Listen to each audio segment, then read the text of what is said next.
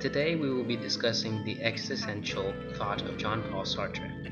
Note that all the points I make in this video are derived from Sartre's work Existentialism is a Humanism. So let's get started. So here we have Sartre, one of the greatest French philosophers of the 20th century, and quite the ladies' man if you couldn't already tell from his good looks. Aside from Sartre's lazy eye and horribly yellow teeth, there are three very important issues associated with Sartre himself.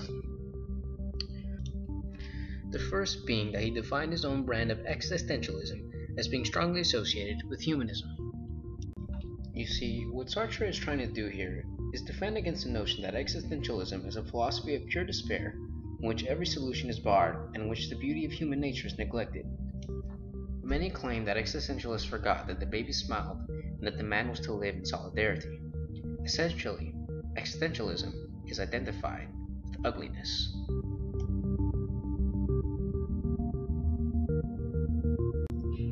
So, a lot of this misunderstanding stems from the belief that existentialism is based upon the Cartesian thought of I think, in which man becomes truly solitary.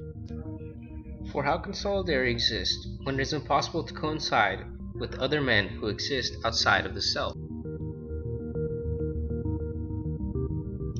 Furthermore, naturalists who were attacking existentialism at the time seem to forget that some of the precepts under naturalism suggested that any action taken against tradition is based in a romantic ideal.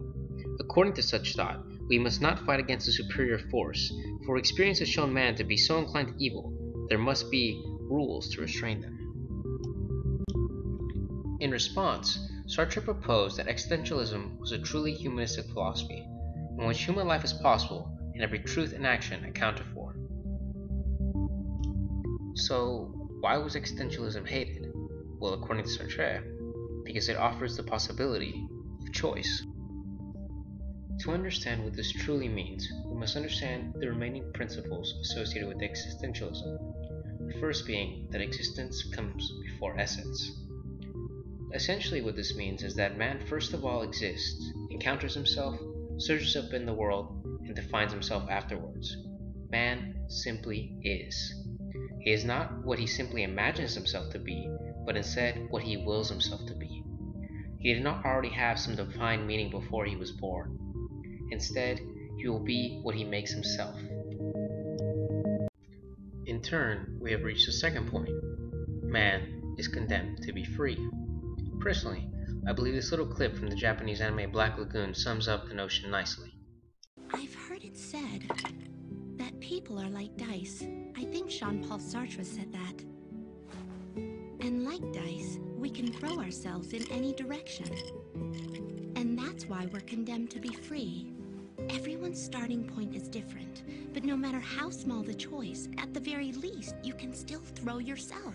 In the end, you can't blame fate. Your life is the result of the choices you make. Thus, the first effect of existentialism is that it puts man in possession of himself, as he is, and places the entire responsibility for existence squarely on his shoulders. And when it is said that man is responsible for himself, that does not mean he is responsible only for his individuality, but that he is responsible for all men. So said in man choosing for himself, he chooses for all men. Thus, our responsibility is much greater than previously understood, for it concerns mankind as a whole. In simplest terms, say one man gets married and has children, he is thereby concerned not only with himself and his action to have children, but humanity as a whole through his extension of life. As Sartre puts it, I am thus responsible for myself and for all men, and I am creating a certain image of man as I would have him be. This is humanism, because we remind man there is no legislator but himself. Man must decide for himself and thus realize himself as truly human. In this sense, existentialism is optimistic.